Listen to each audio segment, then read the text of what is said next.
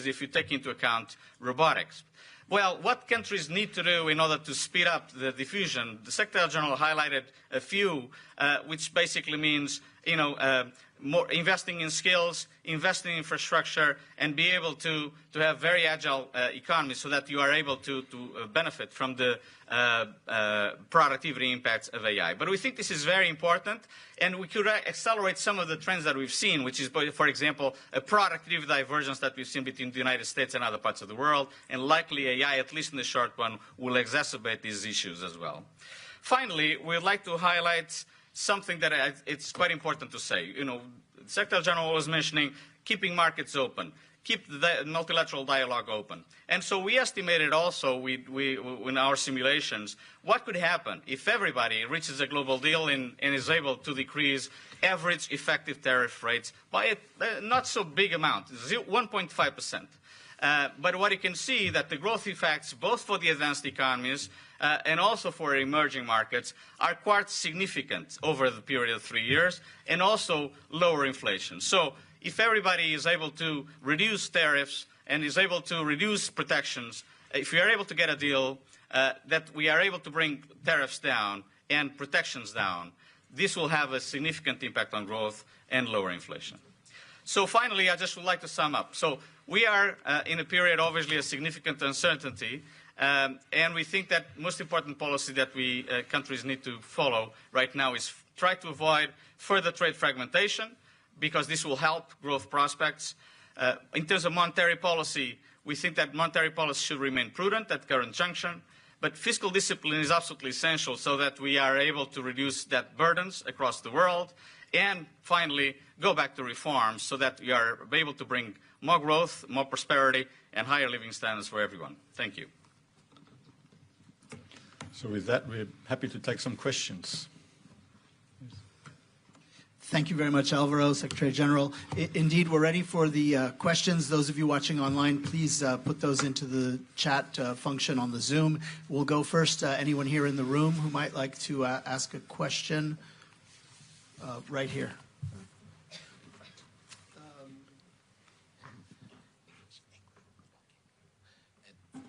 Ángel Calvo from the Spanish press news agency EFE.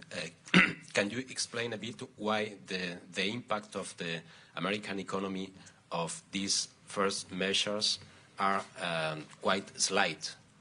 I mean, the reduction you have made is very, very important for Mexico and for Canada, but not for the US. Can you explain a bit more? And can you say a bit more, too, about the case of Argentina? Thank you. Okay. Well, first of all, remember, in terms of to get these estimations, we need to see the degree of openness of countries, right? So the United States is a big country. Trade to GDP ratio is much smaller than it happens in Canada and Mexico. Just to give a perspective, Canada exports 73% of its goods to the United States, Mexico about 74%. But more importantly, Canada and Mexico export between 20 to 25% of their GDP to the United States. The United States, much smaller impact because it's much bigger, is a big economy. And so the impact is obviously smaller in the United States because the United States, it's much less open than the other countries. That's the reason.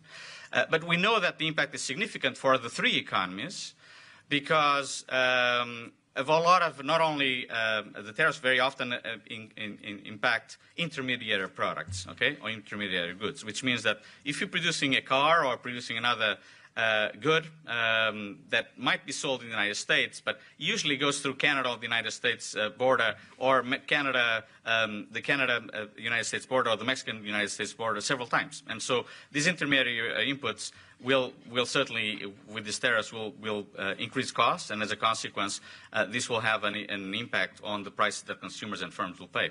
Okay, but the reason why the U.S. economy is relatively less affected is because of that. But we downgraded the United States 0.2% this year and 0.5% next year, so it's a significant impact as well. Okay, on Argentina,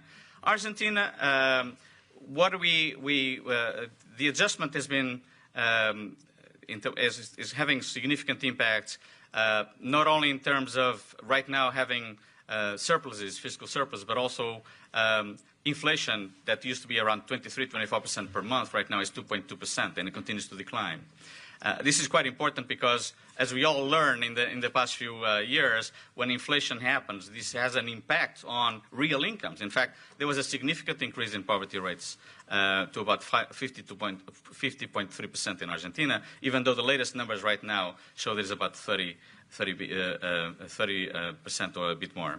But what we're saying is that basically the adjustment on the macro side is going very well. The recovery is significant, and we also like many of the reforms that have been implemented. So we expect the economy will continue to recover. So the third quarter and the fourth quarter, there were very strong growth, especially in the third quarter, and we expect this will continue as long as obviously the adjustment continues and the good macro performance carries on.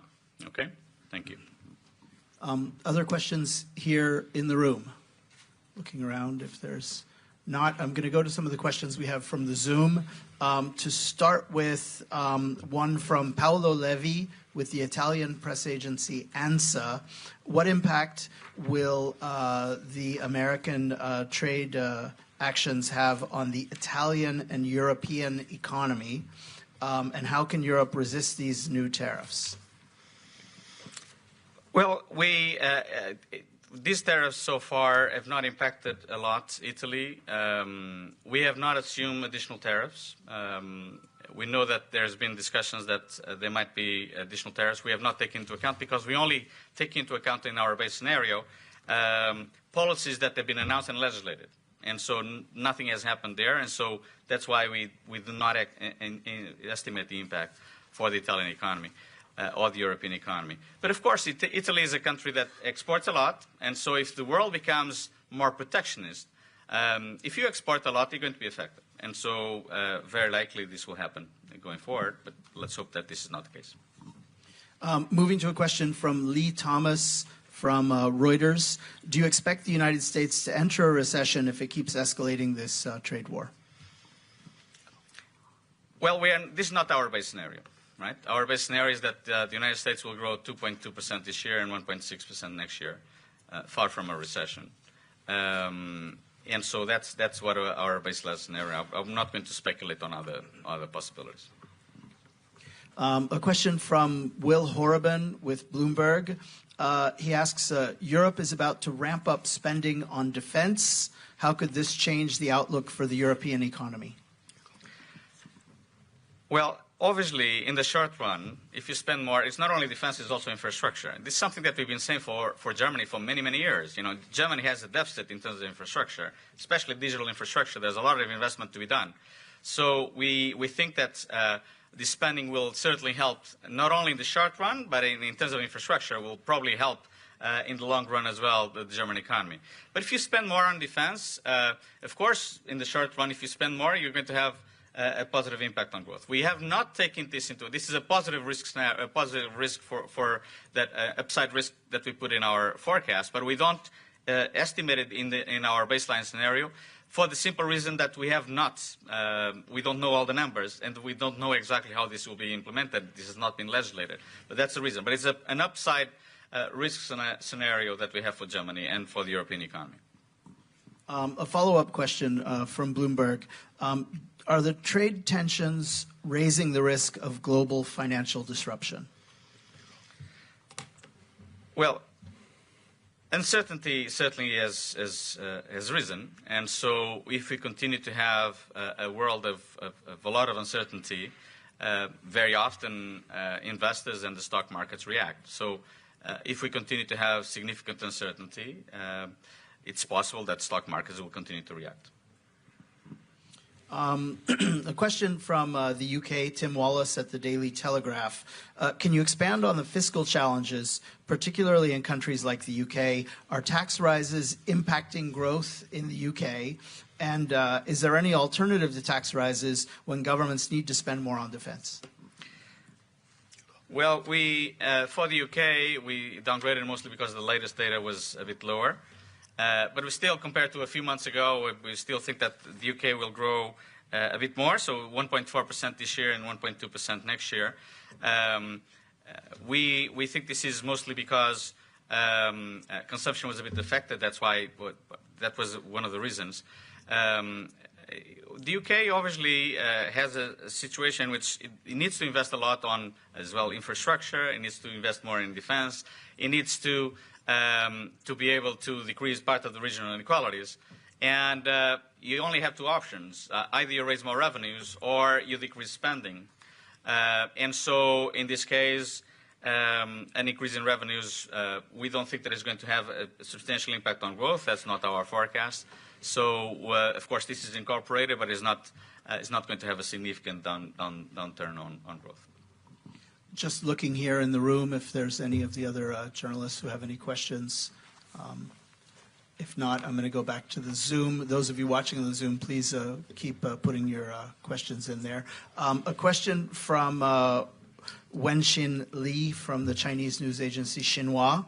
How do you think the tariffs will impact world trade, and particularly the impact on supply chains? Well, tariffs usually depress world trade. This is what we are. Of course, we've seen in the past 2 months that world trade has increased a bit, partly perhaps a reaction of anticipating tariffs. But we expect that world trade will certainly be affected by. If you have a more protectionist world, if restrictions increase, that means that trade becomes more expensive. You'll trade less, and so this usually has a negative impact on trade. Final question here in the room, if there aren't any others. We've run out of those from the Zoom as well. Thank you very much, Secretary General Alvaro. Thanks to all of you watching. You'll find all the information about the interim economic outlook on the OECD website. Have a very nice day. Thank you.